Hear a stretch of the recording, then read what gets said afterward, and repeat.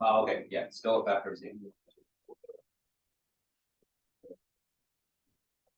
And running at different values. And where I thought it was going to be wasn't really, it just deforming a lot of what the sequence good. But it was still saying that it had a high stress concentration in the area. Yeah. I'm looking all over this and I'm listening to that, thinking, oh, I didn't know what I thought it was going to be. Yeah. That's the surprising thing about FEA. Yeah. You know, usually a lot of times the stress, the maximum stress isn't where the max deformation is. So that's when FEA is really useful. Yeah, I think that's President, yeah. what happens if the optimized point isn't what we're looking for? What if it happens to be a minimized point? Yeah, that's a good question. Then in those cases, you're probably going to look for something on the boundaries. And so whenever you have constraints, you know, there's a region where the constraint, the thing is, you know, minimized. So when you're taking derivatives, you know, you're basically looking for whenever something makes a parabola, yeah, wherever the slope's equal to 0. And so if wherever the slope's equal to 0 is not, you know, maybe it's a maximum and you're looking for a minimum, probably the minimum is somewhere on the edge of that boundary. And so you need to do kind of a search on that. Are we gonna do an example of that? So that's really hard to do with the classical methods, just because, you know, the classical methods were limited to just derivatives. But once we start to get into the MATLAB methods, so right after we finish this constraint optimization, we're going to launch into a topic called linear programming. That's when you'll learn how to sort of kind of search on those boundaries and see which ones are most likely to have our problem. What about examples? Like, are we ever gonna do one with 2 constraints? Yeah, we definitely are. Yeah, so yeah, so I mean, once you get into like 3 variables, 2 constraints, 4 then it's almost impossible to do them by hand. It's possible. It's just going to take. It would take an entire class period to do like a 3, and so you know those are problems where you need to do like MATLAB for them. So yeah. So for all the ones we're doing by hand, you know, like you notice, like we're just doing 2D problems because if we do any more than that, it's just going to take forever. So Still use MATLAB now.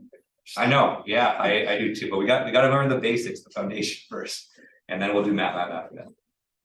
I was getting scared because what if I see one in the test? I don't No. You won't get that brutal. Okay, so all the problems I do for the test, I do myself. And so I don't want to do a 3D problem by hand either. Especially because I time myself, because when I give exams, I always try to finish the exam in at least a third of the time that you guys do. So if I can't do the exam in 25 minutes, then it's a little hard, yeah. And with 3D, it's going to be it's too crazy. No, I can understand how long these things that's just the simple 2D. Yeah. And you're actually going through and explaining it to them. An hour. Yeah. And 3D, 40 is 40 is important.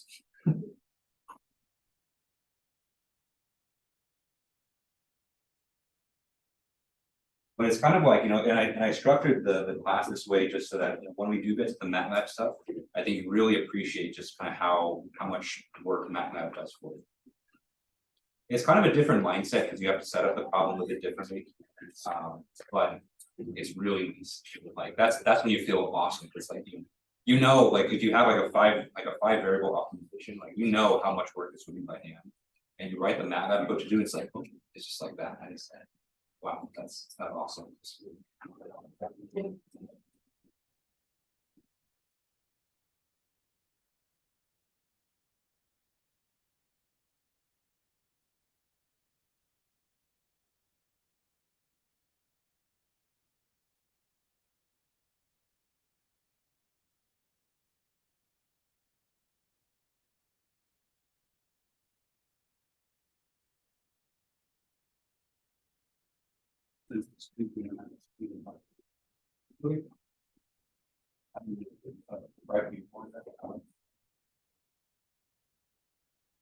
Dang, Mitch, they're happening already. Yeah.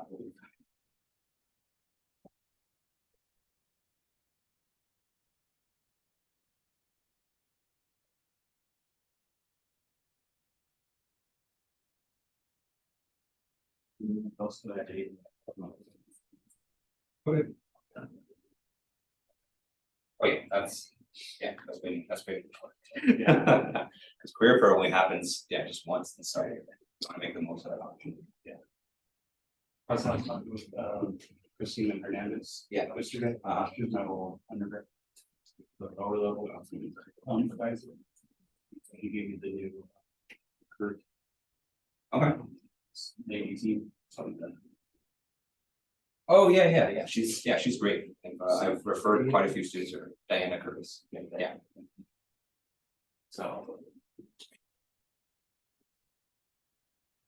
See what she thinks about resume. Make a plan. Yeah, no, she does a really nice job. Yeah, she just joined, I think, just last year, and so, That's what your students said. yeah.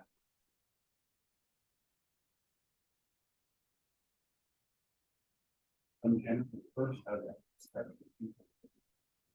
I think. Definitely possible.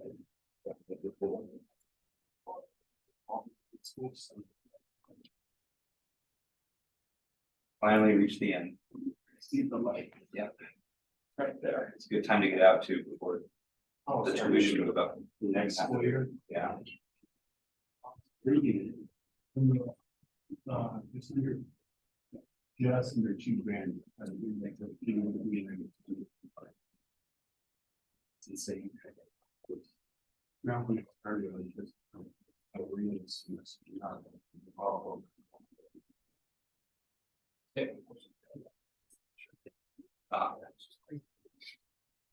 Not really. So I don't think I posted the lecture on YouTube, but I haven't put it on the yet. So I'll do that with that. Okay, yeah. Mhm. That's crazy. They just rammed it through. They said, oh, we're doing this, we're voting on, oh, okay, too bad. Yeah. Can't do anything now.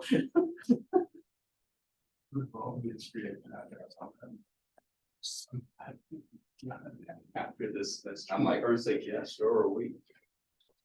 Students, you gotta get the fuck out of here before tuition goes up. Was, my brother and I, my parents did that agree. They would take in reasonable amount. What would you do if there was, 5 years? Okay. Probably 6.5. Yeah. But if they, it's interest rate out.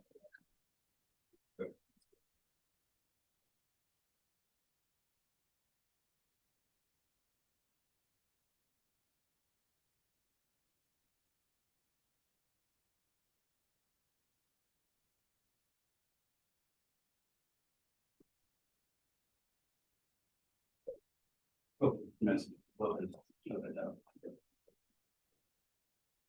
Yeah.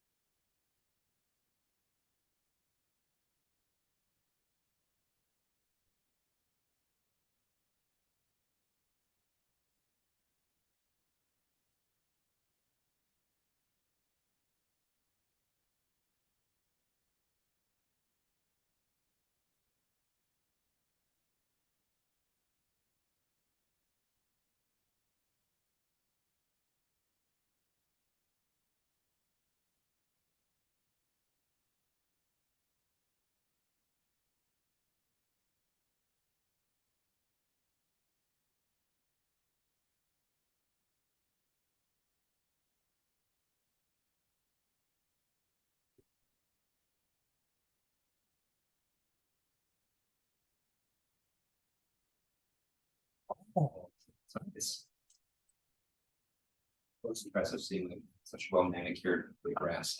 I have always Really. Being up in the mountains. it's true, that's a thing too. Yeah. They do in winter, they just fucking we'll mow it in the spring. Yeah. It's where the parking lot is right across the street is one of the resorts. That's nice. Let's walk out the resort, just tea time. Wish I was better at golf, so I could enjoy it, but I just ordered this thing today that put on your wrist right here. Yeah. And it's put together, man, putting the off. Did help with vision on. So. Oh, that's cool. You gotta improve that, so instead of an alarm, they just give you an electric shock. Your phone otherwise die. Too many deaths. Yeah. It can't be that big of a shock, but everyone handles the shock differently, so. The alarm, That'd be going back to like old school coaching.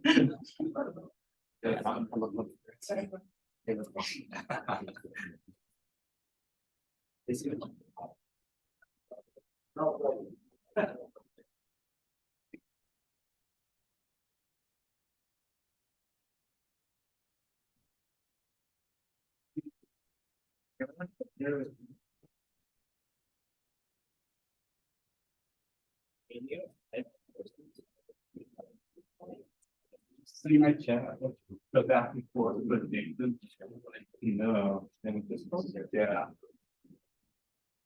Forward his heart. Yeah. That's what they have to do. General chat? Current sequence? I'm sure I'll find it. The downwards? Generally, yeah. What are some of those? Because right now.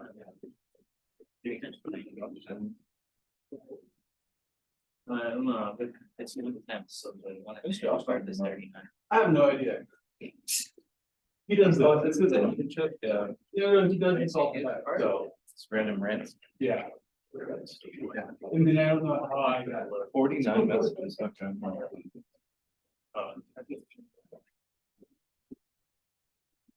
But we went all the way to Right. 35, right? 35. It's like confusing.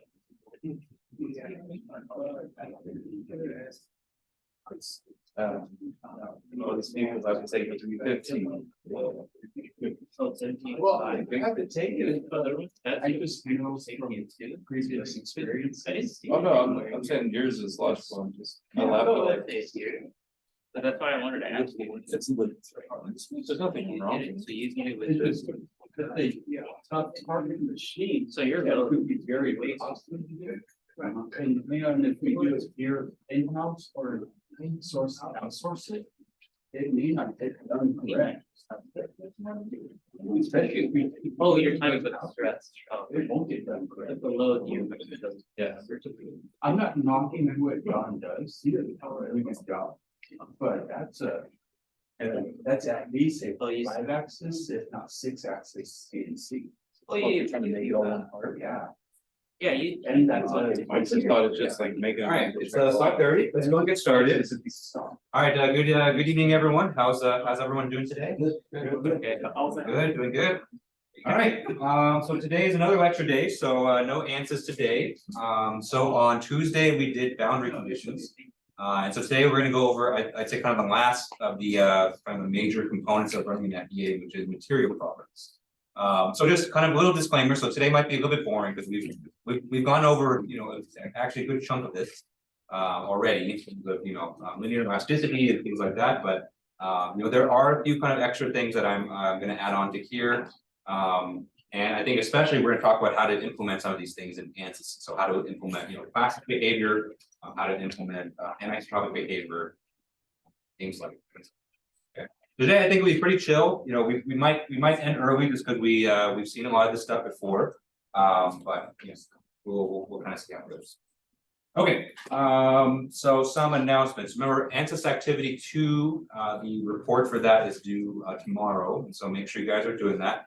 I have gotten a lot of questions on the bike frame, specifically with the boundary conditions, and so, you know, I timed the lecture on Tuesday to kind of correspond with that. So I know the image that I gave for the boundary conditions on for the bike frame is kind of vague, but I did that on purpose because, you know, I wanted to give you guys kind of a sense of kind of where they are, but I wanted you guys to incorporate kind of what we talked about on Tuesday into that part of the activity. Okay? And so thinking about, you know, we know that there has to be 2 fixed things. And so where does it make sense for you to apply those fixed supports based on kind of what we learned? We know that there's two loads on the bike. Where does it make the most sense to apply these loads?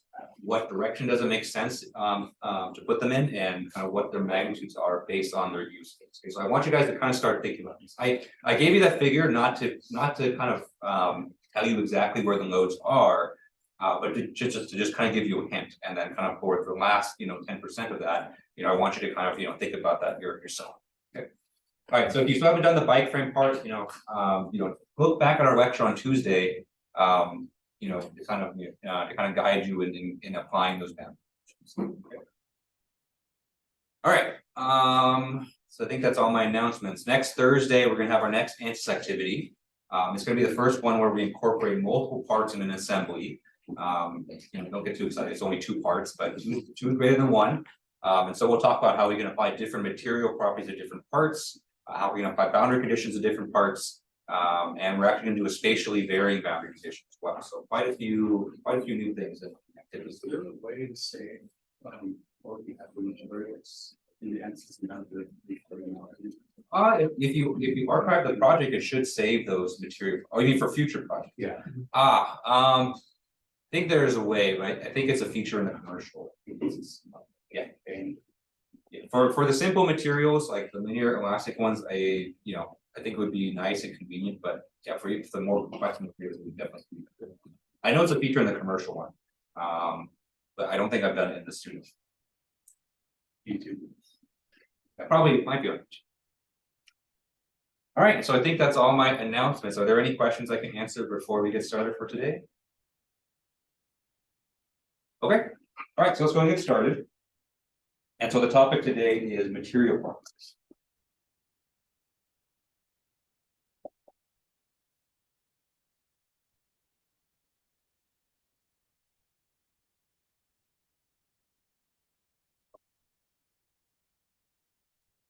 All right, so material properties is nothing new. Okay, it's probably the least new thing that we've talked about, because you've certainly talked about material properties in your previous solid mechanics courses, and we've talked about material properties already in this class, at least in the first 2 activities, and a little bit in the lectures as well. Okay, but the definition for material properties is that they are the physical parameters of a material that determine how it responds to physical forces.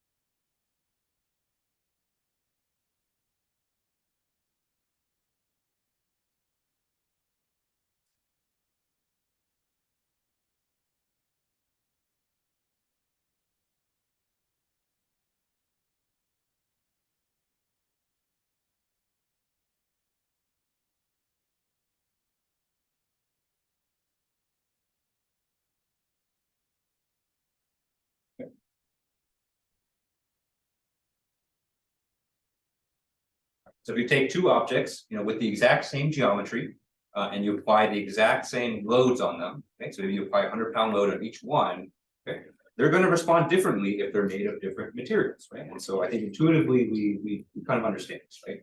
If you apply a 100-pound load to a rod of steel, that's going to behave very differently than applying 100 pounds to a rod of wax or something like that.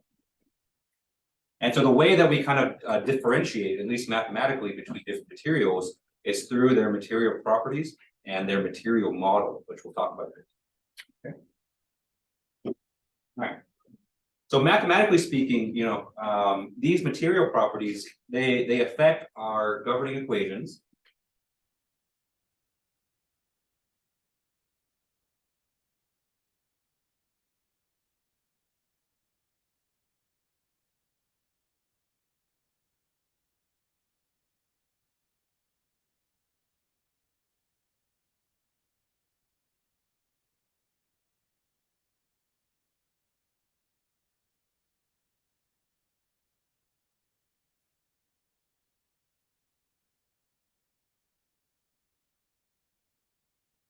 And the way that they affect our equations is that they are basically scaling constants. And so, what you'll see in the governing equations and the differential equations is that the Young's modulus will multiply a set of terms, okay? And then depending on the magnitude of that Young's modulus, it's going to make the deformation higher or lower, the stress higher and lower, things like that.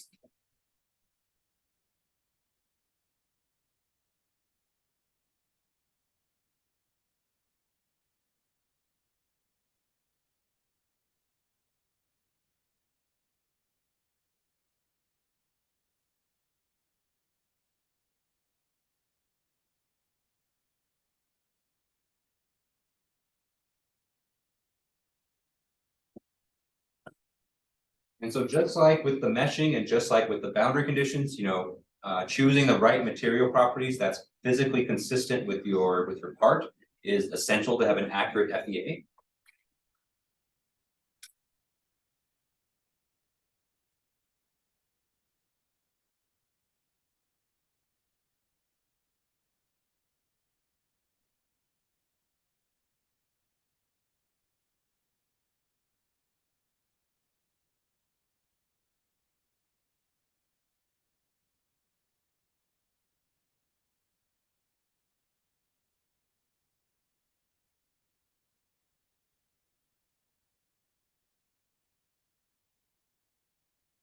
And so you want to make sure that whenever you run an FEA simulation, that you choose the material properly. Okay. Which of course, just like a lot of things we've been talking about, it seems like a very obvious thing, right? But I would say, between the meshing and the boundary conditions and the material properties are almost always an afterthought. So people oftentimes forget to change the material properties. Because if you don't manually supply material, then ANSYS is going to assume the material for you. And for structural simulations, that's going to be structural steel.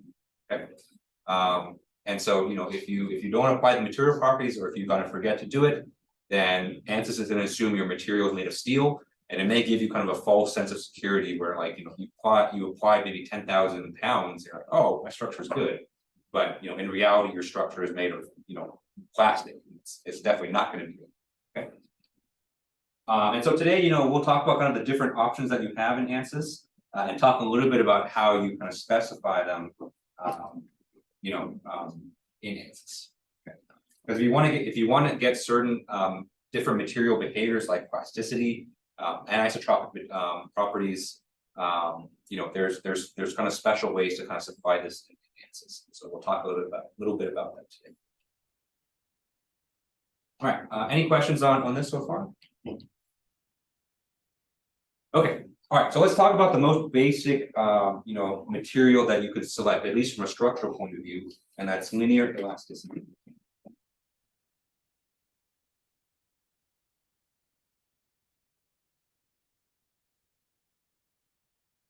feel like this is my 5th time talking about linear elasticity, not only here, but between my other classes as well. It comes up a lot. So we're just going to speed run this. So, we've talked about this many times before. So linear elasticity, these refer to materials with a linear stress strain relationship.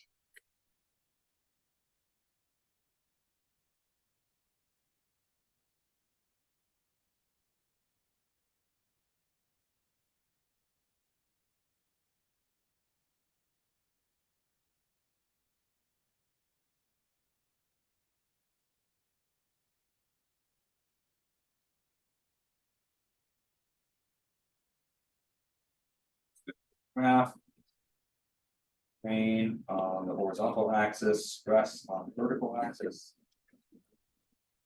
It's like that. All right. So there are two main properties that you have to specify for linear elasticity.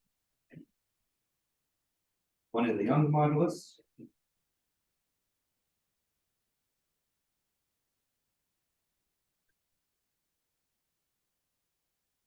So the Young's modulus mathematically is the slope of this line. Okay.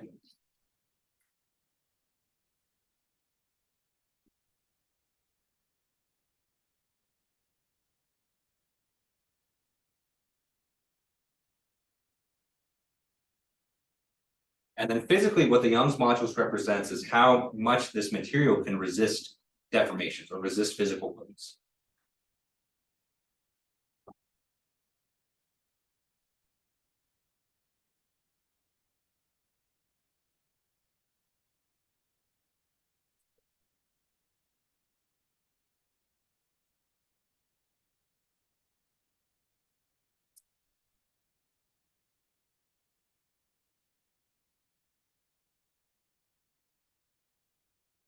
The materials with a higher Young's modulus will be strong because they can resist deformation much better. Okay, so something like steel is going to have a much higher Young's modulus than, say, plastics. All right, and the second property that we need is the Poisson's ratio.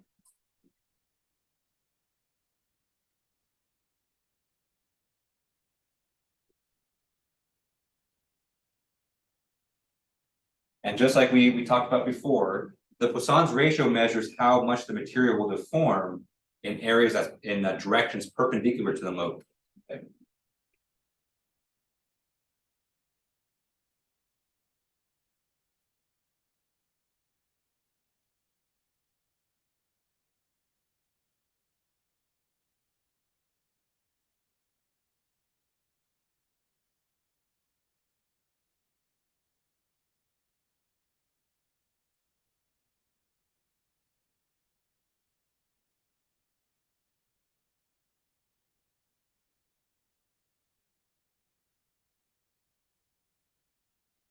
So it's expressed as some kind of some ratio or some decimal.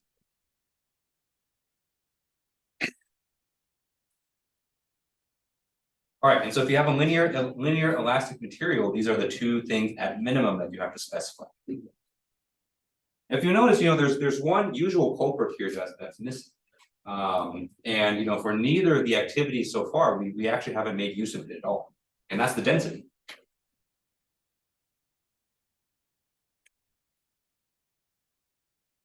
The density seems like a very important material property, so it seems like something that would be relevant for something like this. Right? But if you look at the equations for linear elasticity, at least in the static sense, you'll see that weight actually doesn't make it into those equations at all, and so there's actually no need for density. Right? And if we think back to activity 2, right? When we specify the material properties for the aluminum, we didn't have to apply density at all. Because we neglected the weight of the object itself. Okay.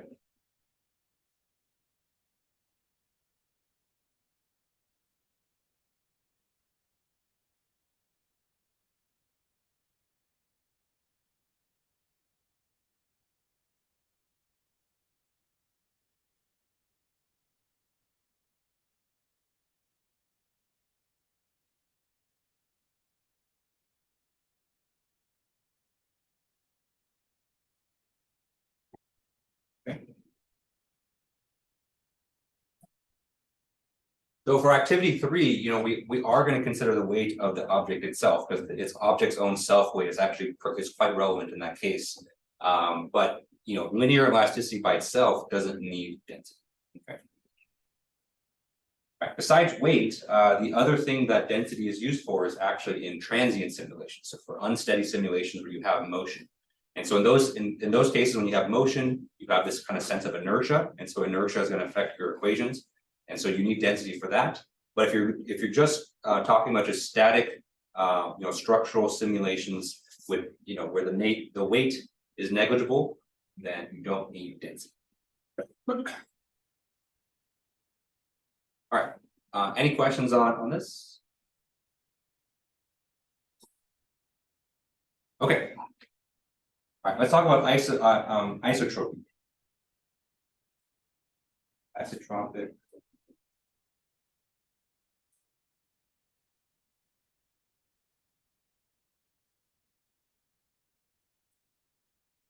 I think I've mentioned isotropy before, but when you have an isotropic material, that means the strength of the material is equal in all directions. So it doesn't matter which way you load the material or which way that your loads are pointing. Your material is going to have the same strength in any direction.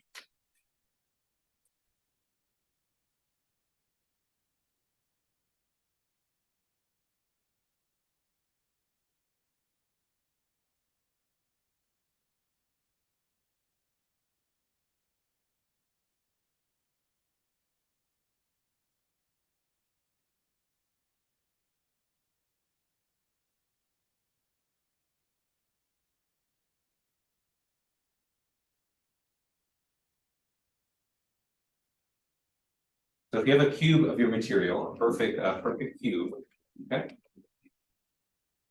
And let's say that we load your cube, so let's say that we apply a force on the top and an equal and opposite force on the bottom. Okay.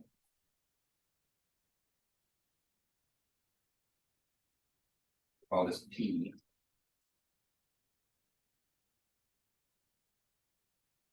Right, so what do we expect? And so in this cases, when we have equal and opposite forces for an elastic material, we expect this cube to kind of squish a little bit, right? So we should see some deformations on kind of the top and the bottom.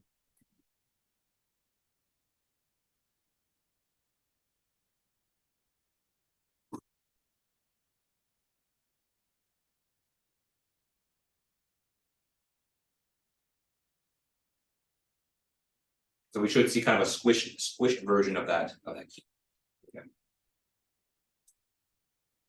Right, so where the kind of the top and bottom get closer together, but then the side get further apart as a conservation of mass. Okay. And of course, you know, the amount of squishing or the amount of deformation that we see depend on the strength of the material. So it depends on the Young's modulus of the material. Right. If you have an isotropic material and you take the exact same cube,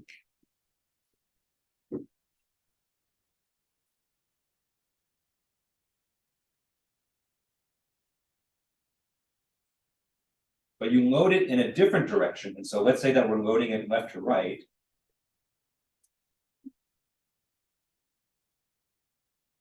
But we're applying the exact same force P, right? So the force magnitude is the same, it's just the direction is going to change. Okay. Just like before, this is going to squish the cube.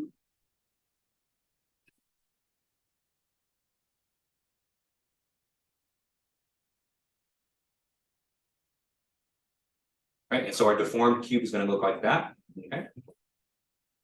If you have an isotropic material, you know, the amount of deformation that you're going to see is the same, right? So the directions may change, the orientation might change because the orientation of the forces change, but the raw amount of deformation and the strain and the stress should be identical.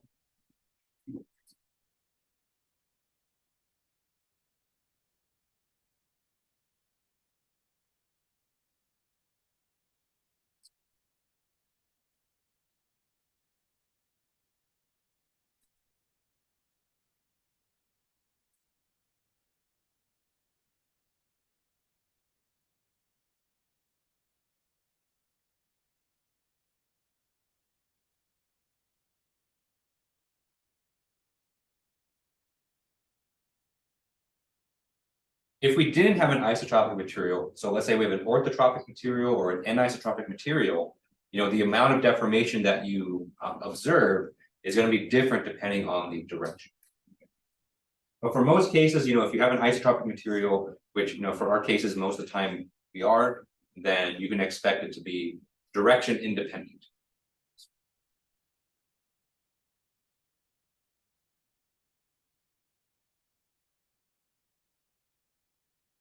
And so some examples or some common examples of isotropic materials, or at least materials that you can you know very safely assume that they're isotropic. Most metals are strongly isotropic.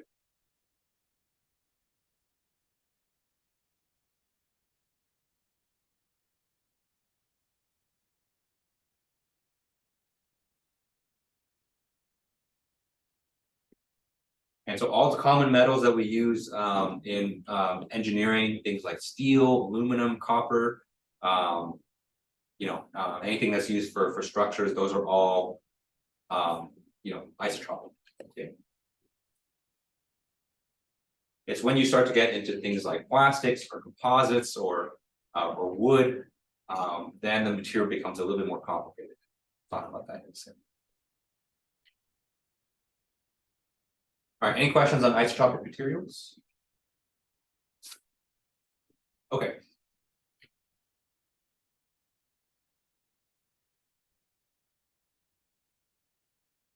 So isotropic works great for metals, but for many other materials, you're going to have different amounts of strength depending on the direction.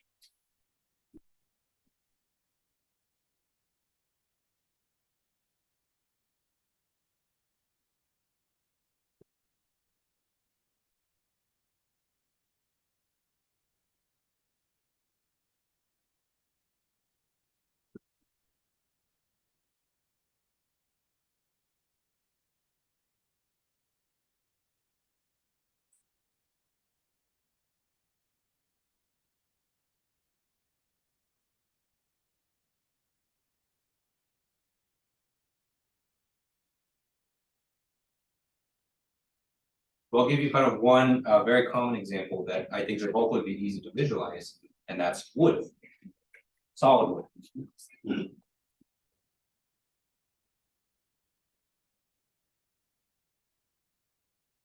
And so if you ever looked at a tree before, if you looked at a cross section of a tree, you know that the trees or just any kind of plant fiber or plant in general have natural fibers that run through the plant.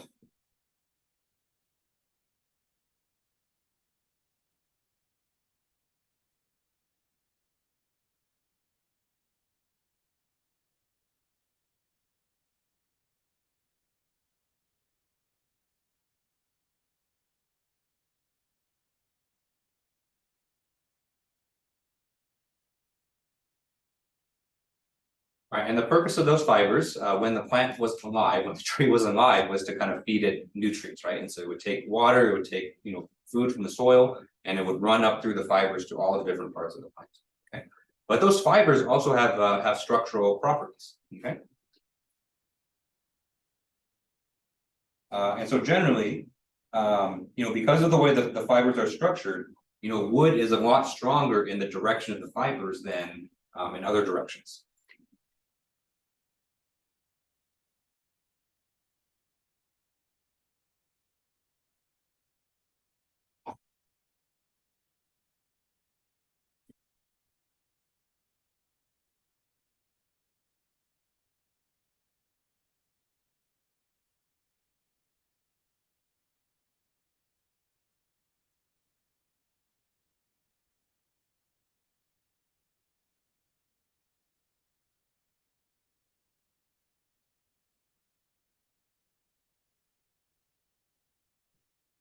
And so if you were to do a finite element simulation on a part that's made of wood, right? It would be, you would have a little bit of a difficult time choosing the Young's modulus, because if one Young's modulus is not going to be able to capture the kind of the directionality that you see here. Okay. And so in these cases, we need a different, we call it a different material model.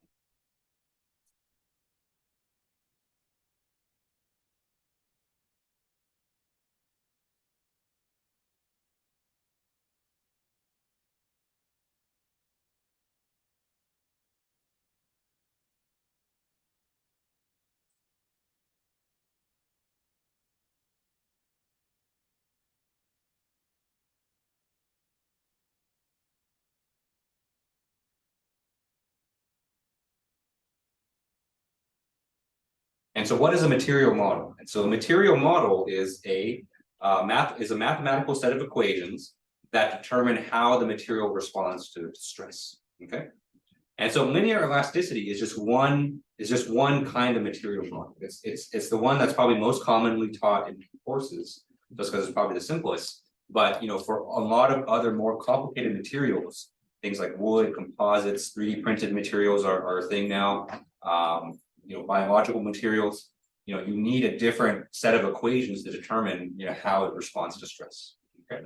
And so for the rest of class today, we're going to go over different kinds of material models and talk about how to implement some of these within ANSYS. Okay. And so the first material model, it's still a linear material, but this material model will let you account for different amounts of strengths in different directions. And so that's called orthotropic elasticity.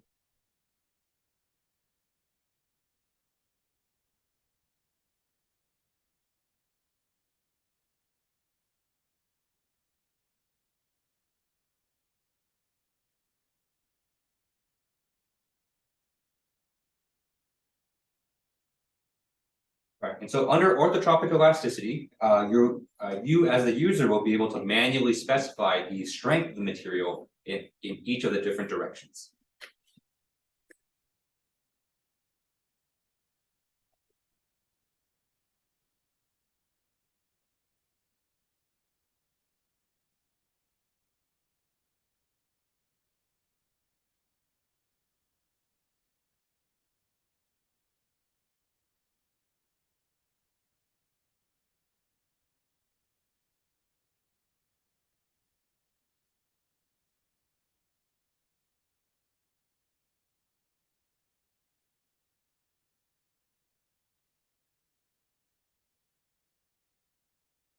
So this is perfect for a material like wood, where you know, if the fibers are running, say, in the X, primarily in the X direction for your part, you can apply a much stronger strength in that X direction versus the Y and the Z directions.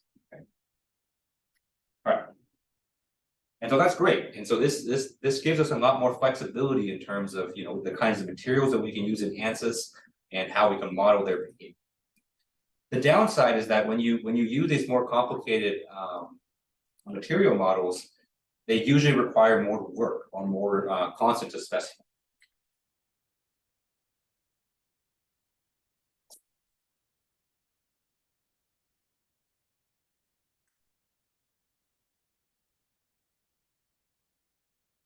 Right. And so for orthotropic elasticity, you need to specify 9 different material parameters.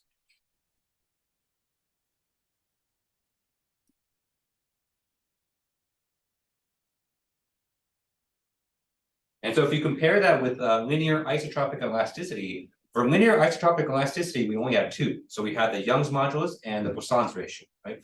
And then the program kind of took that and kind of applied that in all directions. Okay? And so going from 2 parameters to 9 is a big jump. Okay? And these are the 9 material properties that you have to specify. And so you need to specify the Young's modulus in each Cartesian direction, x, y, z.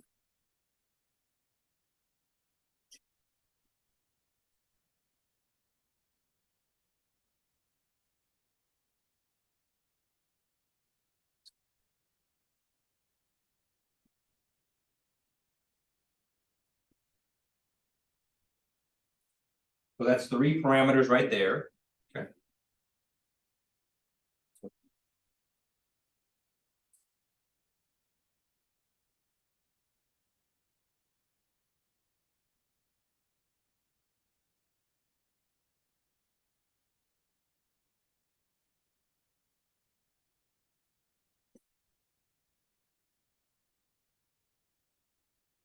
You need to specify Poisson's ratios in each of the perpendicular planes. So that's the XY plane, the XZ plane, and the YZ plane. Okay. So that's 3 more material properties there. And then you'll also need to specify the shear moduli in each of the principal planes as well.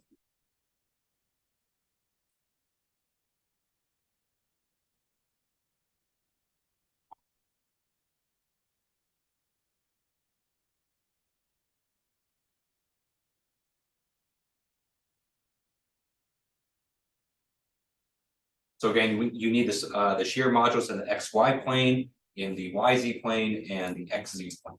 Okay. So you have 3, 3, 3, so 9 material parameters overall. So that's quite a bit more work. Well, the amount of work is actually is not that much different, right? And so you just end up putting numbers into the program. It doesn't take a lot of work. What takes actually more work is actually looking up and researching what the proper values for these materials are. And so a lot of times, you're going to be relying on, if you're lucky and the company that you work for has specific material data sheets that have these constants, then it's a very simple case. But if you're working with a fairly new material, you may have to go on Google Scholar and find some material tests that people have done. And then with those papers, you have to kind of take it with a grain of salt because, not all those studies are super reliable. And so, when you're using these kind of more complicated material parameters, the more difficult thing is actually researching, what the appropriate parameters are, or even what the appropriate material model is. And so I think that's the main difficulty that is these things. All right, any questions on this so far?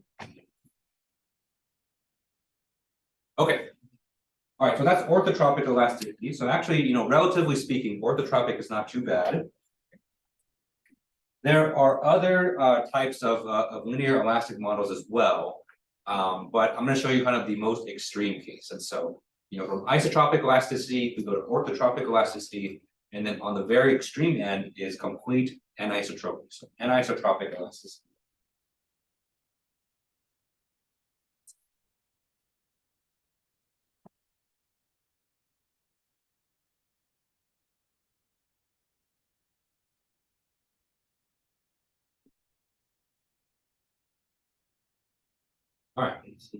So anisotropic elasticity makes no assumptions on the symmetry of the material or the directions. So it's the most general linear elastic material.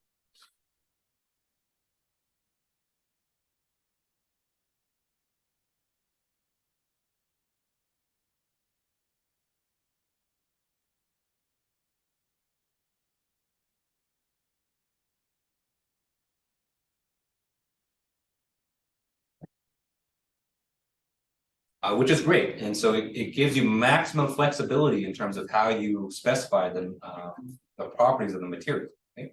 But with great power comes great responsibility. Thank you. Or in this case, a lot of great amount of work. So the number of parameters that you have to specify is not well, it's greater than 9, it's greater than 15, it's greater than 20, it's 27 material parameters.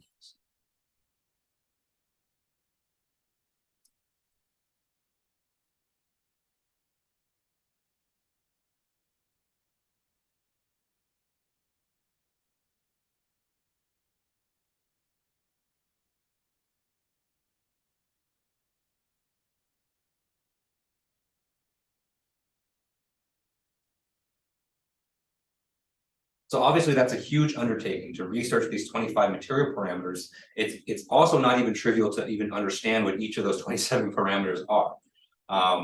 And so, you have your usual culprits, and so you'll have your Young's modulus, Poisson's ratio, and shear modulus, but they really account for every single direction possible. So, you have Young's modulus in this direction, but if you're loaded in that direction, and so it's a nightmare. We're not even gonna go through all 27 parameters.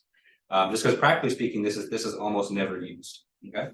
But it's there, in case you do want to use it. And so I think the only times where you would use a material parameter, a material model like this, is if you're working with a very kind of strange kind of material that people haven't worked with a lot before. And so nowadays, a lot of that happens in kind of the biological space. And so if you're talking about biological materials, maybe tissue, like muscle tissue, blood vessel tissue wall, something like that. That's kind of where I see it most often. But for most kind of synthetic materials, non-organic materials like metals, woods, composites, things like that. Some composites may use this, but most of the time, you don't see this all that. Okay. Any questions on this? Okay. All right, so let's talk about, once you kind of push beyond the linear elastic limit, let's talk about plasticity.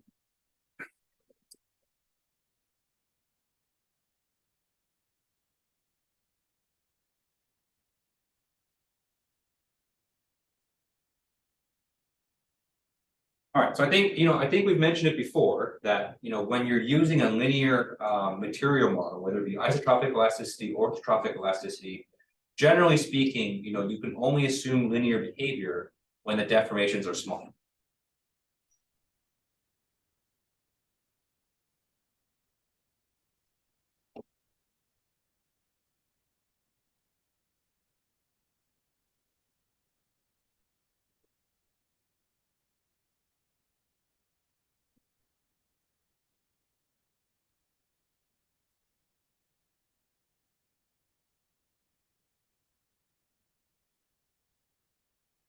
So once you kind of push beyond that kind of that limit of small deformations, you start to get into plastic deformations, right? In other words, deformations that won't go away when you release the load.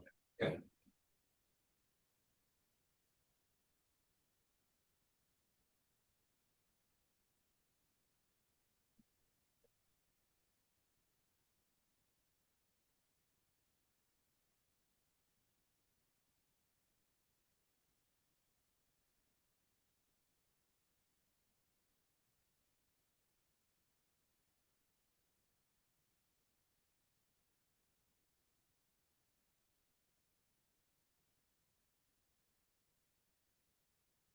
So we've drawn this curve many times before. We just draw it one more time.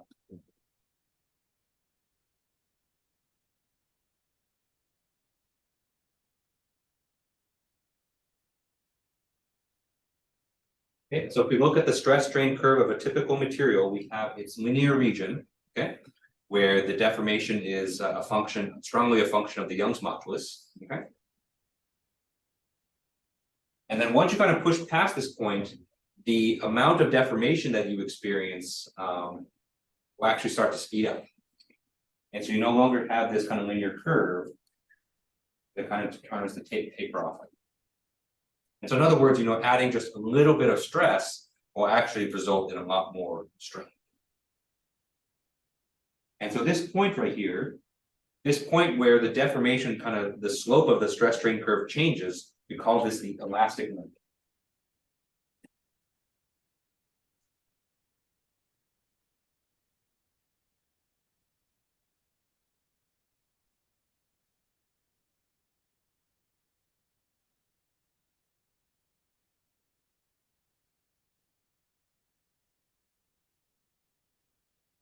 And so, a lot of times if you're running an FEA simulation, you want to be able to simulate plastic deformation, right? But ANSYS is not going to do this by default. And so I think someone may have kind of found that out kind of just experimentally. They just kept pushing the load and then the deformation just kept getting higher.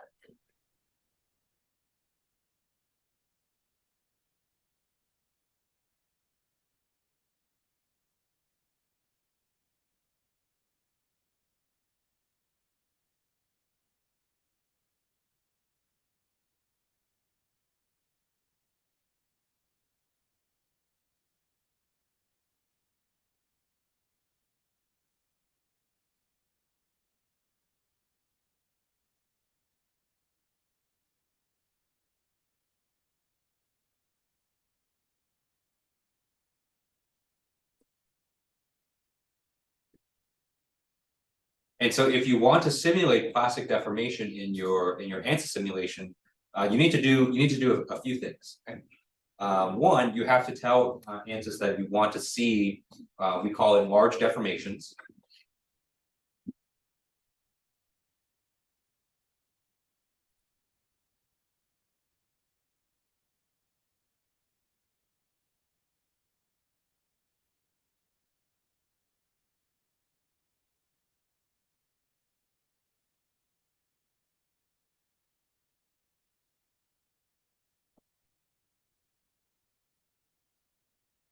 So it's actually a setting that you can specify within ANSYS. And so if you go to the analysis settings from inside ANSYS Mechanical, you'll see there's a little checkbox next to turn on large deformations. Okay? It's off by default. The primary reason because when you turn on large deformations, it actually increases the cost quite a bit.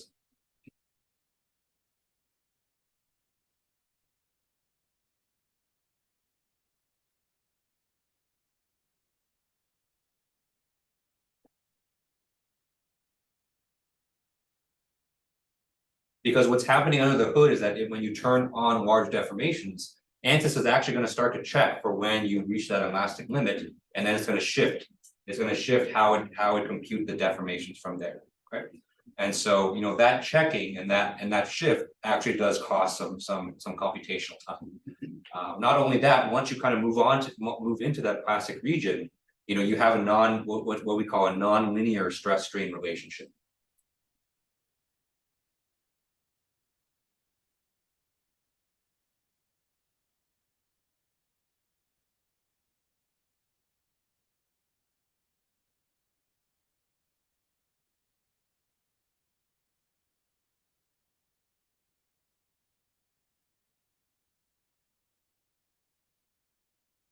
So since this is only kind of an introductory class, we're not going to really get into nonlinear behavior, but nonlinearity is a very important consideration in FEA in general.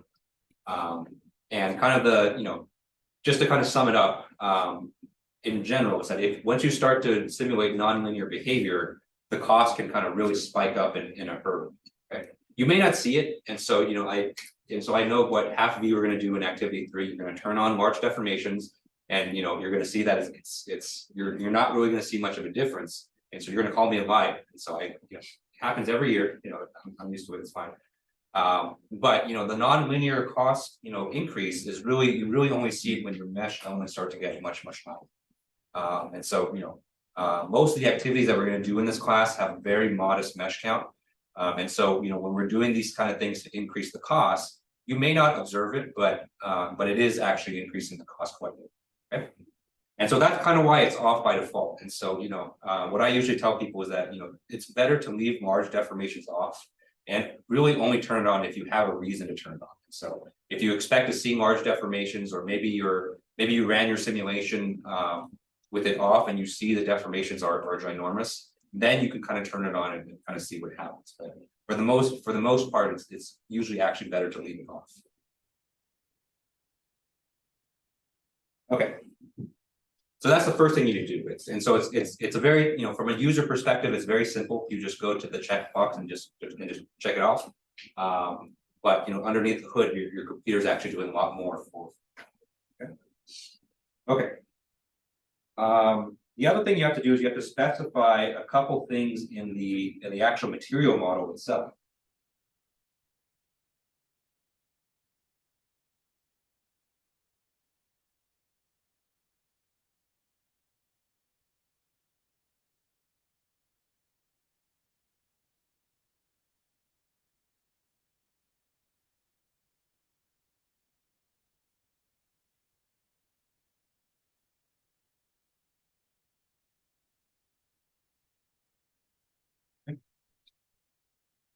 Because plastic deformation is a property of the material, right? And so different materials are going to have different amounts and different, patterns of plastic deformation.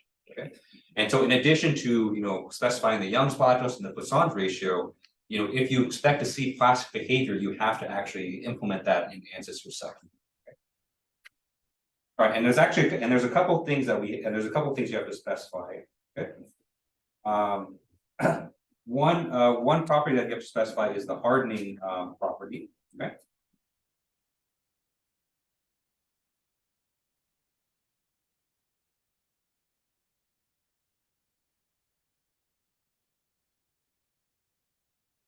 All right. And so one kind of aspect of plastic deformation is that once you kind of exceed that original elastic limit and you kind of push into the plastic deformation area, it actually raises your elastic limit beyond that. Okay.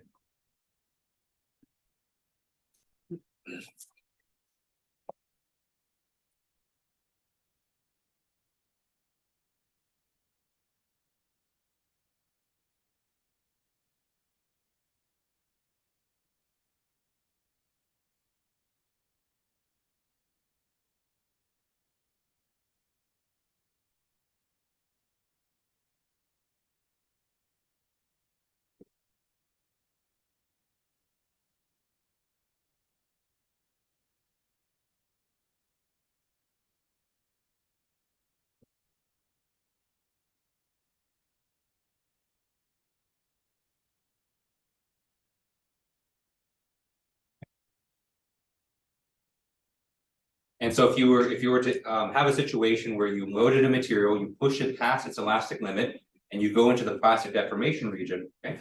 And if you were to release the load and then load it again, you'll actually see an increased amount or increased region of linear behavior because that elastic limit has gone up. Okay?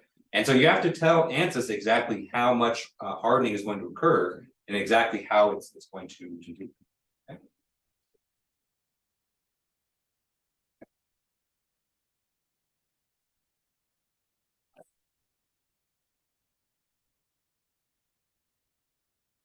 And so there's two kinds of hardening that you can do.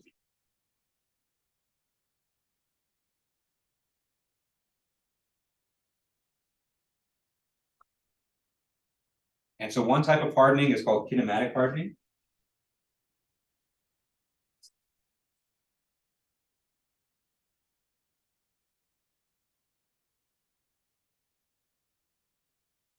And so kinematic hardening assumes that the tensile yield strength and the compressive yield strength stays the same, or the difference between them stays the same.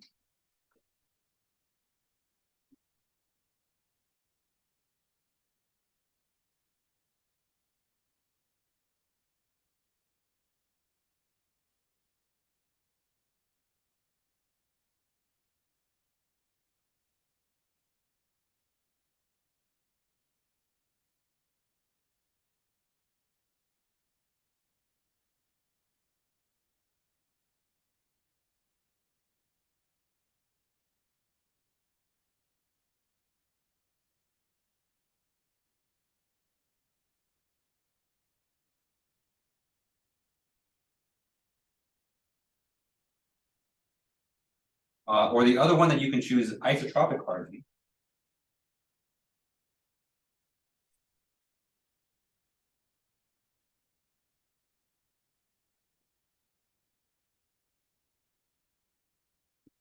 Yeah, Bruce. Oh, froze. Someone is watching too much anime right now in this building. You on your phone? Oh, no, my phone's up. It's blank. Oh, Same clothes now. There we go, okay. This is usually more of an issue in my previous class, but this is kind of cool, it feels like it's writing by magic, right? Okay, the other option is isotropic hardening, which assumes that the tensile yield strength and the compressive yield strength are equal in magnitude.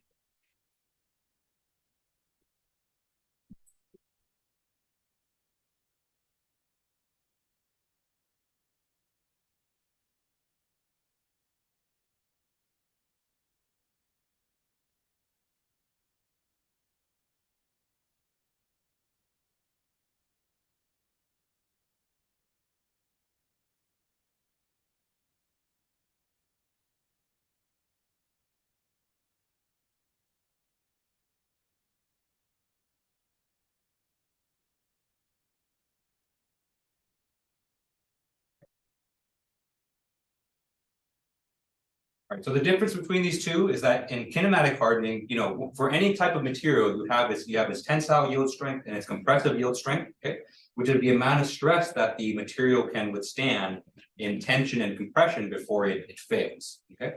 And so in kinematic hardening, you basically assume that the difference is the same. And so if you're strengthening on one side, you're getting weaker on the other side, right? And so if the tensile yield strength is going up, and you assume kinematic hardening, that means the compressive yield strength is going down. Whereas under isotropic hardening, you know, you're assuming that both yield strengths are getting stronger in equal amounts. And so if you're, you know, say like you're stretching material and you're getting into, you know, plastic deformation and stretching, okay. Of course, the tensile yield strength is going to increase because of the isotropic hardening rule. But then we're also going to assume that the compressive yield strength is going to increase in equal magnitude as well. Okay. And so that's one thing you have to make sure to specify. And so I think the default behavior is isotropic hardening, which I think is generally true for more materials. But for kinematic hardening, it's I think you choose those for more materials. Okay. Any questions on the hardening rules? Okay. The other thing you have to specify is actually the shape of the curve in the plastic deformation region.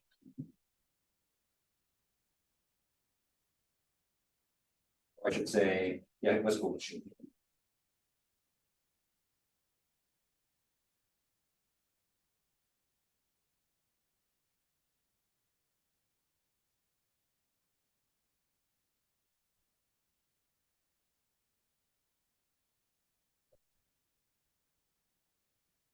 And so we know, you know, just kind of based on our previous knowledge, that once you kind of push past that elastic limit, the relationship between stress and strain is going to change. Right? The slope of the line is going to change, and in fact, a lot of times the slope of the line is no longer going to be linear. So the slope is going to be more dynamic.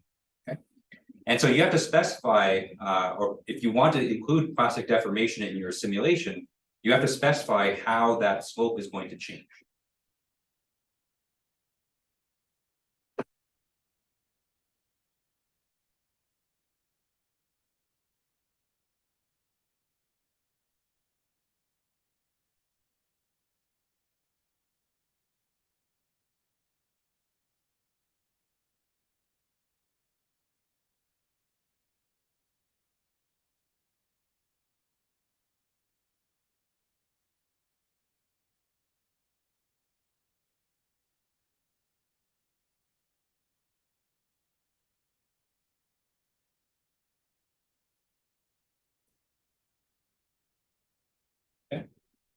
And so just like in the hardening rules, you have two options for this. You have a much easier option and you have a more difficult option. Okay.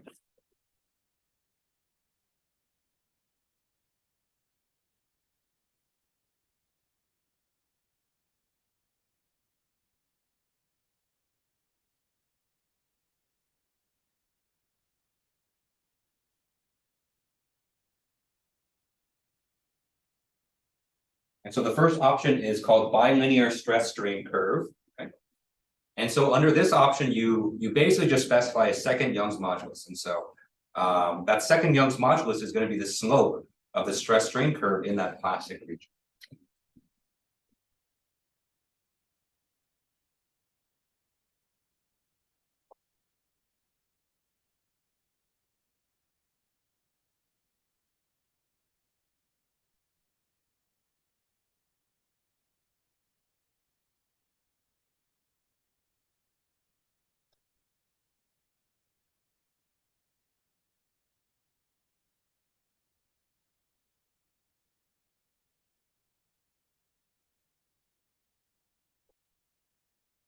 Stress strain curve one more time.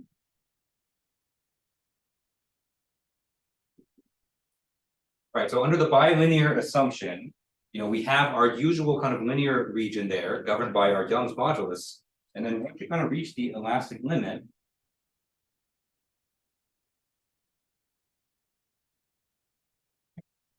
we're just going to switch over to a different linear line. So we're going to have another linear line that looks like that,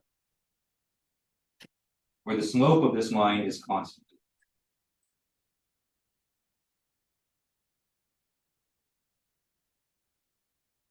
And so under the bilinear model, you just specify what that second slope is. And so this is much more convenient because you only have to specify just one, basically just one additional part. Okay. The other option that you have is they call it a multilinear stress strain curve.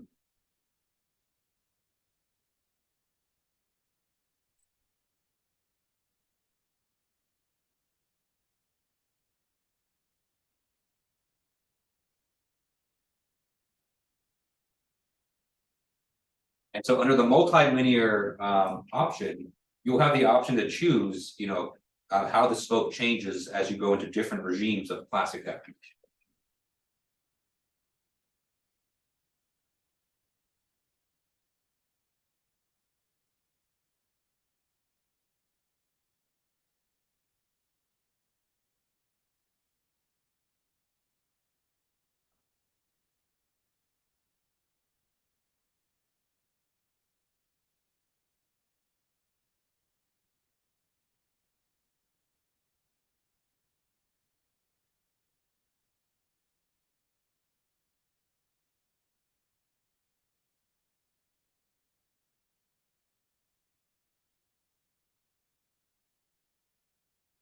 All right, so if I draw the stress strain curve one more time, let's say that we're going to draw slope here.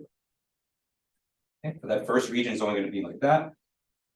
And maybe after that region, the slope is going to change, become a little more flat. And I'm only changing colors here just to kind of show you that it's changing. Okay. All right, so you can choose basically different slopes in different regions of the curve, okay, which is a lot more accurate for sure. Right? And so, I think probably all the plastic stress strain curves you've seen in previous classes, they're never a direct kind of bilinear line like this. Okay, we know that there's curvature to the plastic deformation region. And so the multilinear approach, will give you that ability to be a lot more accurate, but it requires a lot more data. And so you need to have, usually, the multilinear option is chosen for, companies that kind of do their own material testing in-house, where they have kind of the clear kind of, stress strain data, yield strength data, things like that. But, for most materials, it's hard to find enough data for the multilinear option, just randomly off the internet, off a material page. Okay. And so for a lot of times, the bilinear option is just kind of generally what people use just because it's more convenient. And you can get kind of an average slope in that area. But if you have the data for it, the multilinear approach is a lot more accurate. Okay. All right, any questions on that? All right, so last thing I want to talk about today is this idea of hyperelasticity.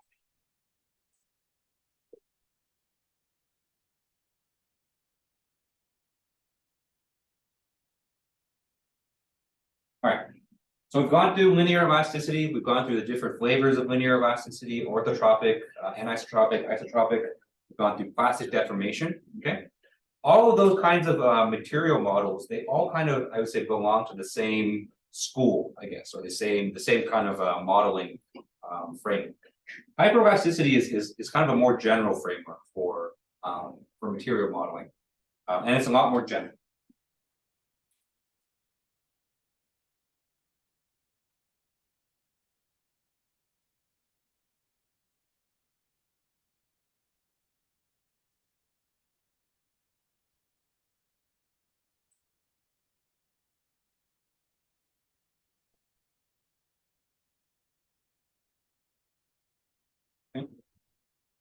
And where hyperelasticity really shines is in, first of all, complex materials. And so, materials that don't really fit into kind of the linear elasticity framework.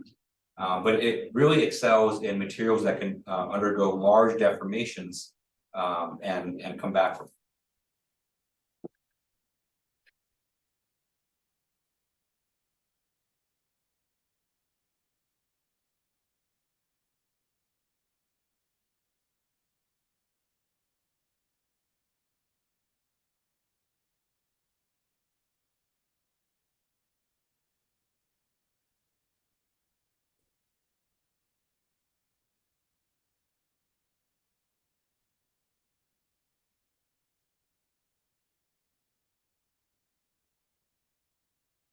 Yes, yes.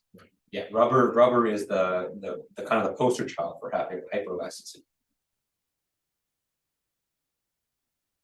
Viscoelastic materials also kind of fall under this category as well. All right, and the way that hyperelastic materials, the way they kind of determine their stress-strain relationships is a little bit different. Okay, and so under hyperelasticity, you have this this mathematical function called the strain energy function.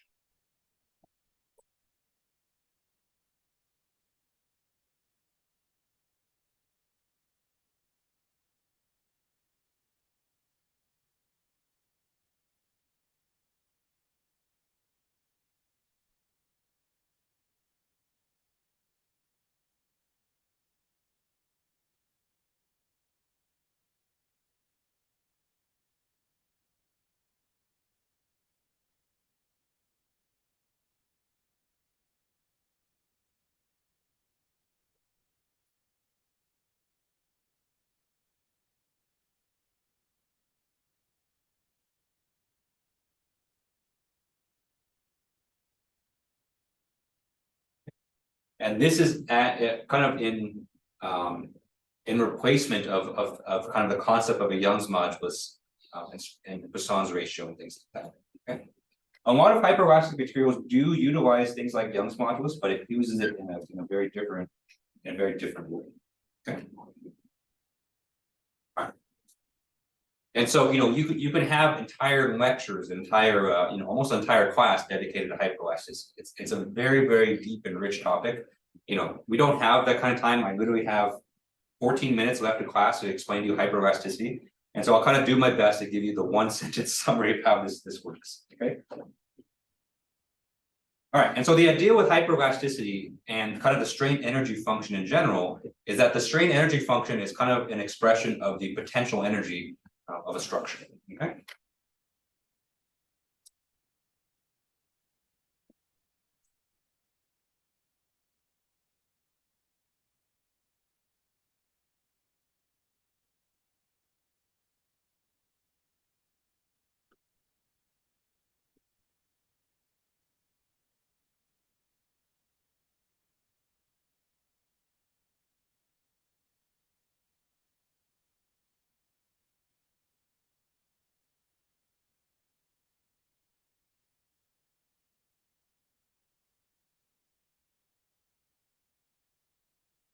And then as a structure goes through different states of deformation, so as it changes its geometry, as it deforms, it's going to affect, or it's going to change this strain energy function. Okay. And so, the way that this is used is, generally speaking, just the concept of potential energy in general is that objects tend to always seek the state of lowest potential energy, right? And so if you take an object, right, so I take this mouse right here. Okay. As I hold this up right here, it has a lot of gravitational potential energy because it's a certain height above the ground. Okay. If I were to release this mouse, I'd probably get into a lot of trouble because I break the mouse, but what's going to happen is the mouse is going to fall to the ground because it's going to seek that state, the lowest potential energy. Okay. Structures are the same way. And so when you apply loads to a structure, it's going to affect this kind of strain energy function. And the way that the object is going to deform is that it's going to seek the state lowest potential energy.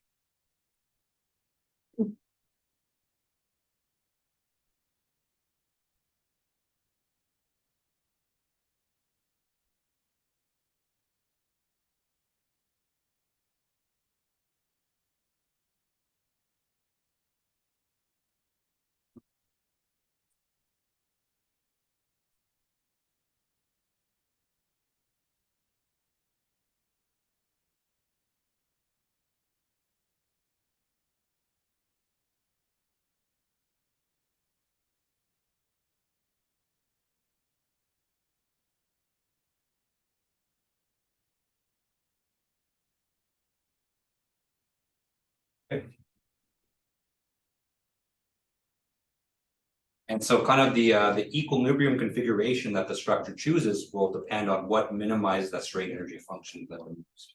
Okay. And so for those of you who have been with me since 4 o'clock today, and so for those of you who have taken optimization, this is a perfect optimization problem. And so we have a strain energy function, and we can optimize it using an optimization algorithm. So a lot of codes that actually implement hyperelasticity, ANSYS included, I'm sure, uses some kind of optimization algorithm to find the minimum of that strain energy function. Okay. All right, so that's all I'll say on hyperelasticity, because if we go more than this, it's going to take longer than that. But kind of the idea behind hyperelasticity is that instead of specifying material parameters, what you're specifying instead is a form or the mathematical form of the strain energy function.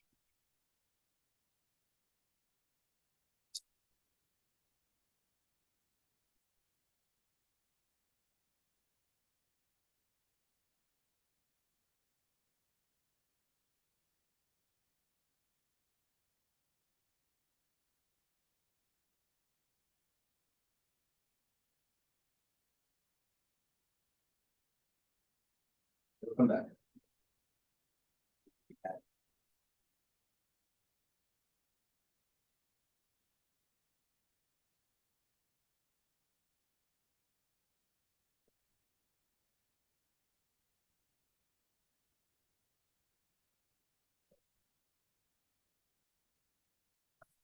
And so what options for strain energy functions are out there? Well, there's kind of too many to count. And so that's, hyperelasticity right now is kind of on the frontier of materials research. And so every researcher is basically trying to come up with their own hyperelasticity function that applies to lots of different materials. So there's a lot out there. And I think ANSYS actually does a pretty good job. And so I've only used it once, just as kind of a test case, but I saw that they had, I think, dozens, at least a dozen different hyperelastic models in there, which is really cool.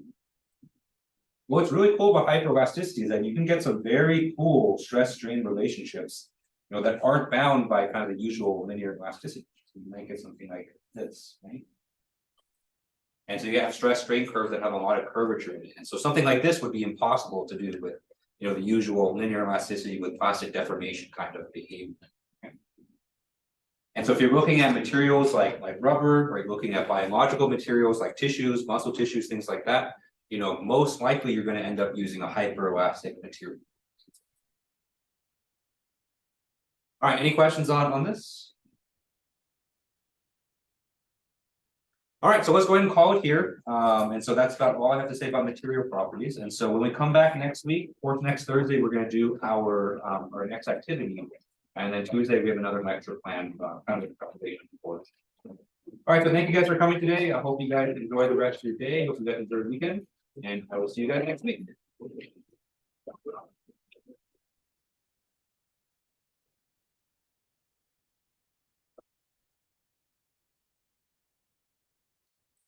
Actually, haven't taken a look, but we're getting it. No,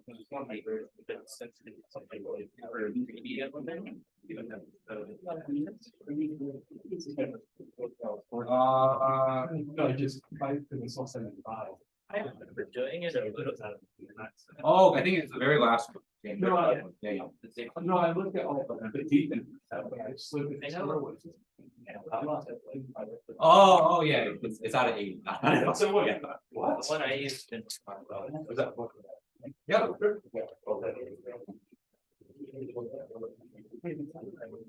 Yeah.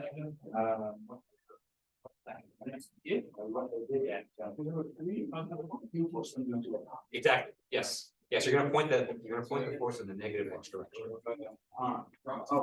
Yeah, yeah, and so it's gonna change, and so instead of, if you point in the Y direction, you're gonna have negative V. And so the amount of force it takes is very small, but in compression, it can withstand a lot more force in compression, so you're gonna see the. Talks about 17,000, something like that, forget it, like something much higher.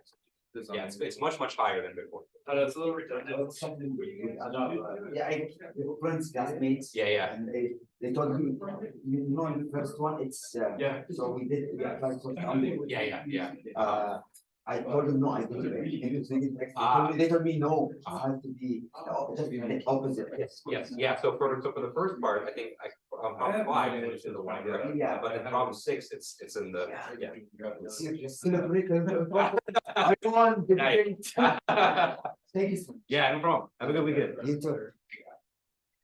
Professor? Yeah. So, I'm sure you're still at the beginning of the semester, but like, for example, since I'm saying we have the engineering design. I want like, at which point of the semester, like we will learn, like when like we will learn how, like when we are put like a part, we know, oh, this is like failure, like, like, Yeah, like, so. all the statistics are like, how I know, is this like, oh, this is big deformation, all these stuff, like what are the benchmarks? Yes. And I do the analysis. Yes, so we're still very much kind of learning the basics right now. Okay. And so after we do activity 3 is kind of what I consider to be the end of the basics. And so after activity 3, you have enough information to do like a very basic FEA, and you'll understand kind of every aspect, meshing, boundary conditions, material properties. And then, for your senior design project, I would say, to do like kind of the more advanced analysis that you're talking about, that's more towards the end of the semester. Okay. Yeah. But after activity 3, you'll know enough to basically take, if you have a CAD file for your senior design, to at least import it into ANSYS, get a mesh, get a basic simulation, and at least be able to get some outputs that way. Yeah. But then interpreting those results, we'll cover more of that second half of the month. Yeah, okay. Just like because I was wondering, like, because I mean, I want to make sure that after we finish the class, I will be able to make analysis on our senior. Oh, yeah. Plan, like we Yeah. can, like we know that if it's gonna fail or. Yeah, for sure. So actually, the final project for this class is that you'll be able to apply FBA to anything that you want. So, Okay. and so for most people, most people are in your position, so they're working on senior design at the same time. Then for their final project topic, they choose their senior design topic. And then, you work on FEA, and then part of that process, as every project's a little bit different, so every project has its own kind of requirements and analysis. Yeah. And so, a big part of the final project is, I'm gonna be meeting with every group. And so, and we'll be talking about each one, and you'll probably discuss with, we want to find out this, we want to find out that, or then you could do this. So is it a group or individual? So everyone's gonna write their own report for the final project, but I know you guys are working on senior design. So you guys can work on the same geometry. It's just what I tell people is that you should run simulations on different parts of the geometry. So everyone does at least one simulation themselves. Okay. But you can have the same subject. So like, since you mentioned the projects, like I'm responsible for like the chassis. Yeah. Like, I think so. For example, chassis it will be better to do it for the final, not for the midterm. Oh yeah, so project. the midterm project, I'm gonna give you the geometry, because the midterm project is, you don't really know enough yet to do your own thing. Okay. And so I'm gonna give you the geometry for the midterm project. You'll do that, and then for the final project, then you can choose your own. Okay. Yeah. Thank you so much. Yeah, no Have a problem. good day. You too. Weekend.